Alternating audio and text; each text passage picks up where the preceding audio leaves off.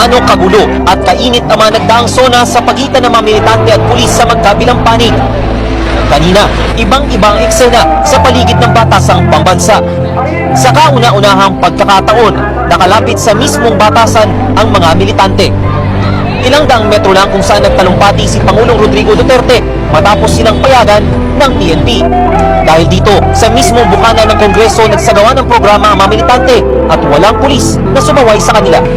Kung dati mga container van, barbed wire at libu-libong pulis na naka-riot gear ang nasa kabila, ngayon, mga nakababang baton at pananggalang ang sumalubong sa kanila. Ang pulis, nag-alok pa ng ice candy sa mga nagmamarcha. Ayon sa NCRPO, sadyang maluwag ang kanilang security measures ngayong taon. Alinsunod na rin sa kagustuhan ng Pangulo na makalapit sa kanyang SONA ang mga militante. Imbis na pukpukan at baliyahan, nagkasundo na lang ang dalawang panig na disiplinahin ang kani-kanilang mga hanay.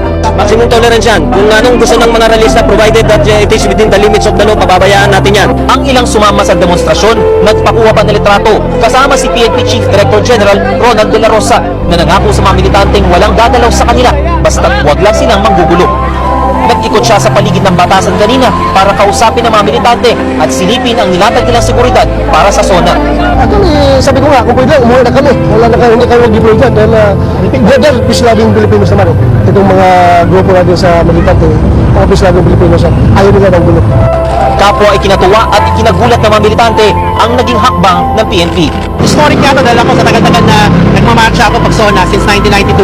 Ngayon pa lang makakatungtong ang mga miyembro ng bayan sa Batasan Road. So, pinakamalaking ano dyan, pagbabago, mas open. Kung ganito sila noon, ganito na ngayon ang mga realista sa araw ng SONA. Libo-libo sa kanila, malayong nakapagmarcha sa kahaba ng Commonwealth Avenue patungong Batasan. Sa dami nila, mabilis nilang nabarhan ang eastbound lane ng Commonwealth Avenue. Galing sila di lamang sa iba't ibang bahagi ng Luzon, kundi maging Visayas at Mindanao.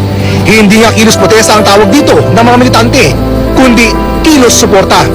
Ang mga pulis, imbes na humarang, pinanood lang sila. Walang mga container van na nakabalandra. Ang mga hiyaw ng mga realista, imbes na ikondina at ibagsak,